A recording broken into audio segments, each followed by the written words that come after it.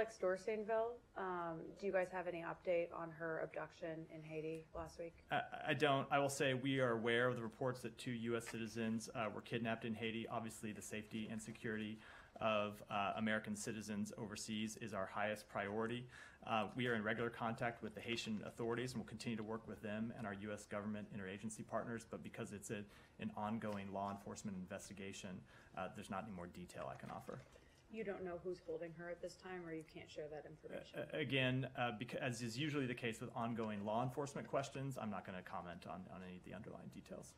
And can you tell us if there's been any, if those who have abducted her have requested anything from the U.S. government? Again, I just think it would be inappropriate to comment on details. You shouldn't read into that one way or the other, what the answer might be, but because it's an ongoing law enforcement situation, those are obviously quite sensitive, and I just don't want to comment on. And just last question, this doesn't have to do with the details of the investigation, but she was abducted the same day that the State Department put out a new travel advisory and drew down the majority of the U.S. diplomats who are in the country. So do you think that there is any linkage between those two things?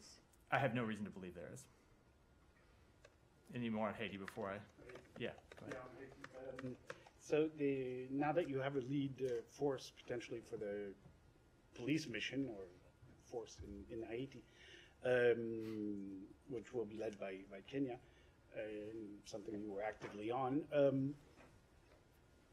it's supposed to be a multinational force. So are there, to your knowledge, any other countries that will now are confirm and will be involved?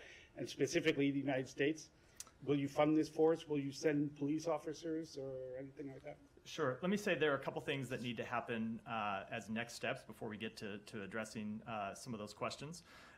First, the UN Security Council needs to pass a resolution authorizing this mission. The United States, along with Ecuador, are going to introduce a resolution at the UN Security Council to take that step.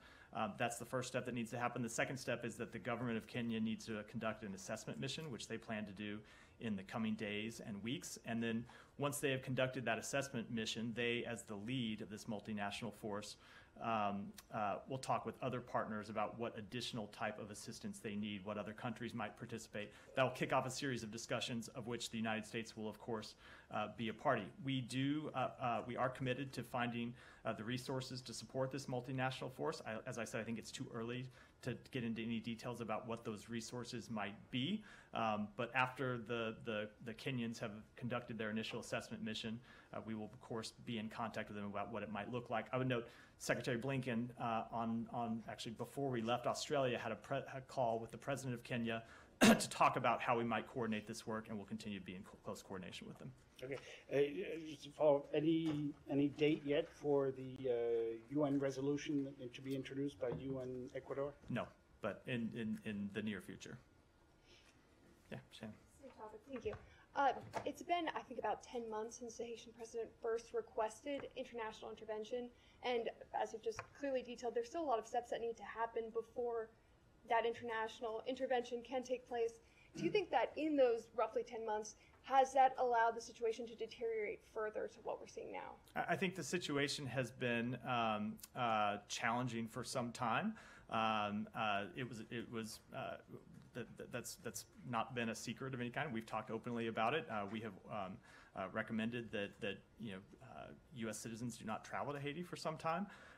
We have made it a priority to find a lead nation to operate this multinational force. That has been a challenge. There have been a number of conversations, some of which have been publicly reported, some of which have not. But I will say that we are pleased, as the Secretary said in a statement that we issued, or as the Secretary has said, we are pleased that that Kenya is stepping forward and giving positive consideration to leading this, to taking this role. And the U.S., can you just say why you didn't see the U.S. was not fit to lead an international intervention? We just thought there were other ways in which we could be supportive that would be both more appropriate and more useful than taking the lead role. We have been committed to the safety and security of the Haitian people. We've been a large humanitarian donor to relief efforts in Haiti for some time, And we have worked behind the scenes to find a lead nation to run this multinational force and are pleased that that has been successful.